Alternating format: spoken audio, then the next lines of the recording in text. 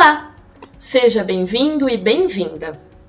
Na aula de hoje, vamos aprender sobre a criação de volume no desenho. Vamos lá! Primeiras considerações. Não há um único jeito de representar volume. Há inúmeros. Quando falamos na representação de volume, estamos falando de várias maneiras de trazer a sensação de tridimensionalidade e volume às formas que desenhamos. Desde maneiras que usam apenas algumas linhas para indicar uma forma sólida, até as que usam sombras realistas e texturas trabalhadas. Vamos começar pelas mais simples, as linhas que trazem sensação de continuidade à forma. Você já deve ter visto esse estilo de desenho em diferentes lugares. Vamos ver alguns exemplos. Repare nas formas mostradas na figura A. Parece que elas são planas?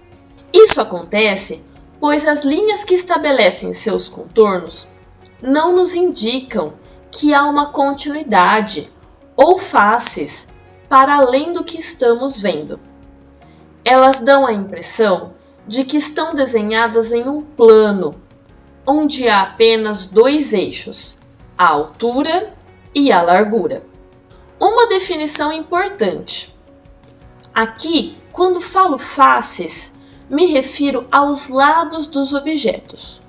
Um cubo, por exemplo, apresenta 6 faces diferentes. Lembra do dado de 6 lados?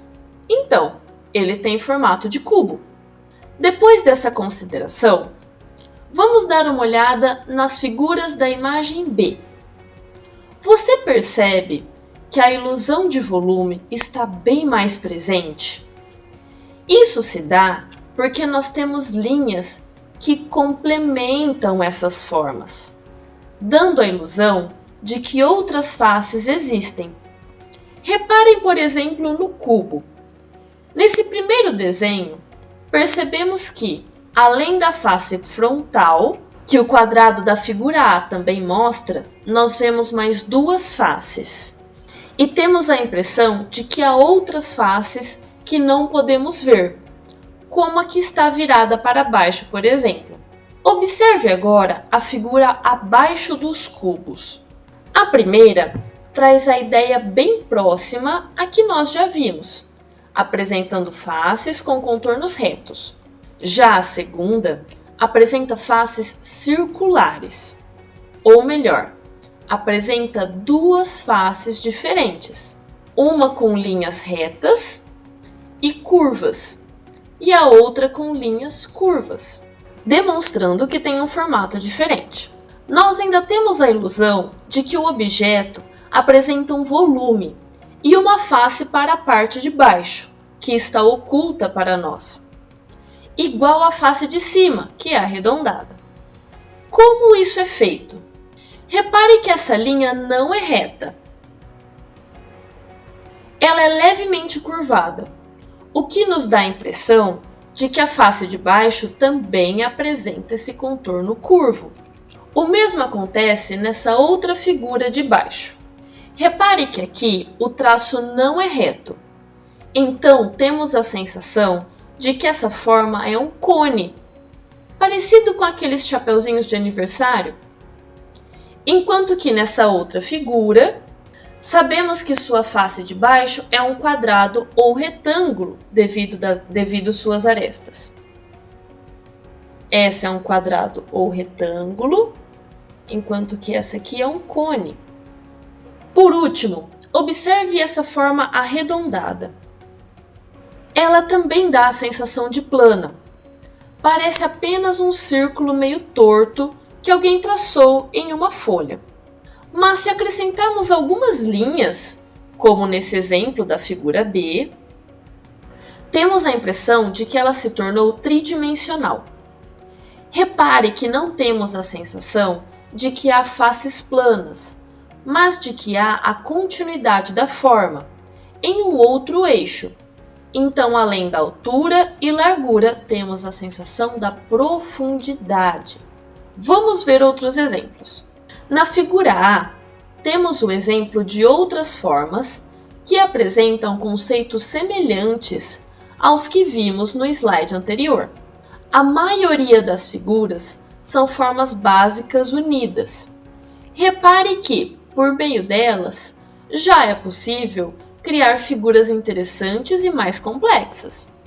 Na imagem B, perceba que o artista usa de formas bem mais complexas, mas ele se mantém nesse mesmo conceito, trazer a sensação de volume por meio das linhas. As primeiras figuras, que representam um rosto feminino, prezam por uma ideia mais realista, com atenção às proporções de um rosto humano.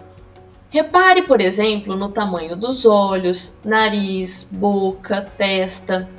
Nós temos a impressão de que tudo se encaixa e que aquele é um rosto feito com base no rosto de uma pessoa que realmente existiu. Observando a figura do meio, percebemos que esse tipo de estratégia também ajuda a trazer a sensação de profundidade a desenhos mais caricaturais, ou seja, que exageram algumas características das pessoas. Repare que temos a sensação do rosto e cabeça do velhinho desenhado serem enormes se comparado ao seu corpo, assim como seu nariz de ser muito desproporcional para o seu rosto.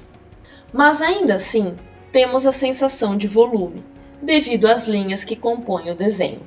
Por último, temos a representação de um rosto masculino.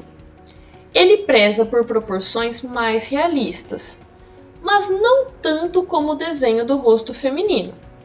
E ainda assim nós temos a sensação de volume devido ao posicionamento das linhas. Outra forma de representar volume é pela adição de sombras e iluminação. Essa técnica preza por adicionar áreas mais escuras ou que trazem a sensação de mais escuras ao desenho, que são as sombras, em contraste com as áreas mais claras, a parte da iluminação. Essa técnica pode ser feita de inúmeras maneiras, como com o uso de achuras, pontilhismo, pintura com lápis grafite, com adição de cores, como quando usamos tintas ou lápis de cores diferentes, enfim, de inúmeras formas diferentes. Vamos ver aqui alguns exemplos. Essa imagem compõe a capa de uma das edições do livro Creative Illustration, do ilustrador, instrutor e autor de uma série de livros de desenho, Andrew Loomis.